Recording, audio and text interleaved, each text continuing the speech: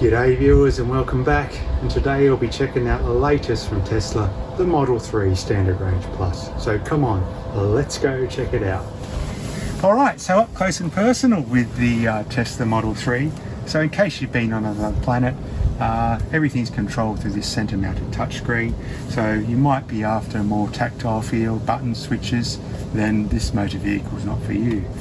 Okay, so the general feel of the materials, yeah, vegan leather here, side armrests, centre console armrests, etc. Seats, soft touch plastics here, there. Some nice open pore wood here. It's good because it doesn't reflect any light at all. You really have to dig deep down the bottom to find some scratchy plastics. Beautiful glass roof as well to really get the light in the winter and summer months. And if you're living in an area where the winter time can be quite dark, it's nice to get that light in to really make the driving experience so much better. Okay, so finding your ideal driving position, well, there'll be no problem to store it because everything will get stored to your driver profile. So your steering wheel's got an electric adjustment in here, and you'll find the perfect home for that. The seats as well. The side mirrors, it doesn't have the rear view mirror there, but you'll find a great position nonetheless. Now, just a couple of criticisms. Okay, the A pillar, I'm always on about A pillars. It's not an issue. It can get in your way, but you do learn to live with it. It's nowhere near as bad as the BMW 225xe, which you should check out in my other review up here. Hit like and subscribe too. Alright, so let's go check out the back and see what that's like. Okay, so checking out the back here, which is a great place to be for two adults. If you want to fit three in here, then I'm going to suggest you get another motor vehicle, or EV vehicle I should say, because it's going to be a struggle to fit the three of you in here comfortably. But for two people, two adults, long motorway journeys, no problem. Now, as for actual seating position, usual driving position, I'm 6'1", knee room's okay, headroom's okay, side, yeah, you're going to bang your head on there going around the corners if you don't watch yourself, so if you're going to be bigger than 6'1", you're going to find this car a struggle. Though, that said, it is easy to get comfortable on long motorway journeys with two adults, two kids in here. Just like to sit to the side, pull down the centre armrest, have my favourite beverage, chill out, watch the world go by. Lovely panorama, sunroof, moonroof. Either or, see both when the time's right. Now, just a couple of criticisms I have here in the back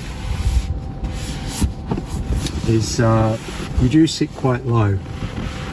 And what that means is the angle between your knee to your hip is about 45 degrees. So you're taking all of that in your lower back. So it can be quite uncomfortable long journeys. So hence getting to the side with the two adults or whatever in here mitigates that problem. What else? So generally just saying the side, you can hit your head, etc. going around the corner when the driver wants to take this car to its full limits, and believe me, it can pack a real punch. So that said, let's go check out what she can do. Okay, so driving the Model 3, let's go. Okay, so some specs first. This is the Standard Range Plus rear wheel drive. I'll just indicate cars, which is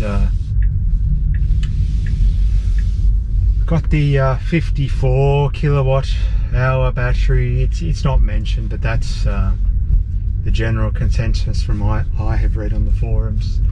50 kilowatts is usable.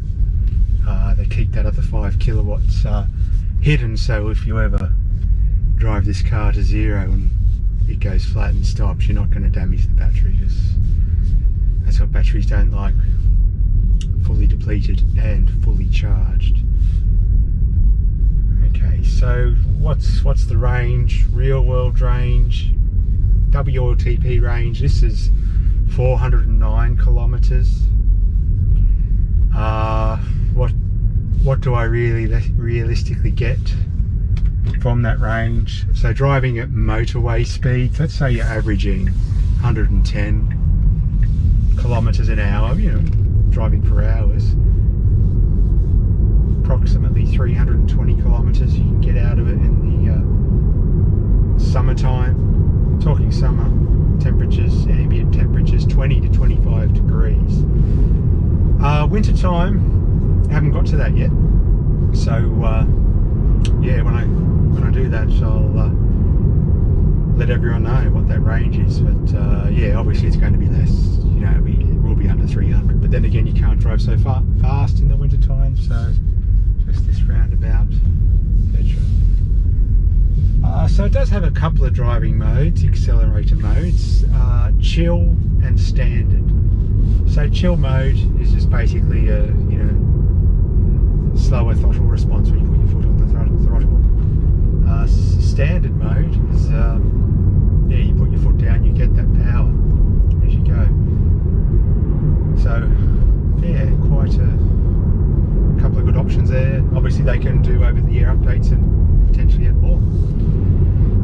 The steering has 3 settings, you know, comfort, standard and sport. I like it in sport just to get that heavy feel of the wheel. And talking of wheel, the steering wheel, yeah, it's good driving position, right bang in the centre. There's not much off-centre play in the steering wheel. It is quite direct, and yeah, you can really feel the road is transmitted to the steering wheel quite well. So let's talk about state of charge of the battery, or SOC, as you probably see people talk about everywhere else. So at 100% state of charge, that's when you have your most power available to the electric motor. Generally, you don't charge to 100%. You charge to 90%. There's all arguments about what you should charge to. You know, I charge 90%. Leave it in, plug it in, forget about it. Though getting on to state of charge, as your battery slowly, you know, loses its state of charge, you know, 90, 80, 70, 60, 50, you're losing your available horsepower, so to speak, that's available to the electric motors. So, you know, you're going to baby your battery and charge it to 50%, and you're not getting the performance that you paid for. It's, you know, charge it as, you know, 90% is what I do, and it's actually what Tesla recommends. Alright, let's go find a little bit of motorway stretch here, and we'll be back. Okay, so talking performance, 0 to 100. On the site, Tesla's site, the spec is 0 to 100 in 5.4 seconds. Though the consensus is in forums that this car will do 5, yeah, and under 4.8 if you battery fully charged, you know, as planets all aligned, etc. 4.8 has been reported. Anyway, that's regardless, it's seriously quick, and it's plenty enough for today's driver. So let's just sort of see how that power delivery is as we sort of come up onto this motorway on-ramp. So let's just get on and sort of put the power down. Oh, yeah, and away we go, and we're at 100 already. So just coming onto motorway, merging, plenty there. Now, that takeoff there is good, but I can feel it's somewhat restricted from just that initial start. It just sort of slowly delivers, and once you're rolling, the power comes in. It feels like Tesla's sort of restricting that, so you have to buy their more expensive all-wheel drive vehicles to get that 4.4 second performance. But anyway, once this thing is going and rolling, starting at speed, overtaking maneuvers are a breeze. You see a hole, you take it, you're there. Wow, really, really good. And you know, the other feature these days, which sort of helps with that motorway driving, is the besides the radar controlled cruise control, is the autopilot. Now I don't have the full self-driving, but have the autopilot, so you know it's actively keeping your lanes and steering on, you know, going in the one direction. All you 1D fans out there. And yeah, you know, game changer, life changer, however you view that, but it does take the monotony out of long motorway trips. It really helps aid the driver. I mean, just on the weekend, family and I did a close to 500 kilometre round trip, and easy. So that's, you know, that autopilot really helps. And you know, for all you people out there who don't know how to use autopilot, etc., many ways. What I have, just one hand resting at the bottom of the steering wheel, arm there, so it's getting that slight resistance and you won't get any warnings, etc. That's the way I like it. Okay, so who is this motor vehicle for? Your eco warriors, your Gretas, your ice engine lovers? Well, it's all of the above. It's for everyone. It's the electric vehicle for the masses. That's the whole point. Mass-produced electric vehicle brought the price down, half the price of the Model S. You're getting Model S performance, slightly smaller package for half the price.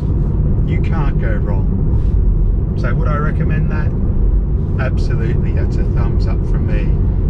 And oh yeah, don't forget to hit like and subscribe, and check out my other reviews up here. BMW 225XE, lovely motor vehicle that. Cheers.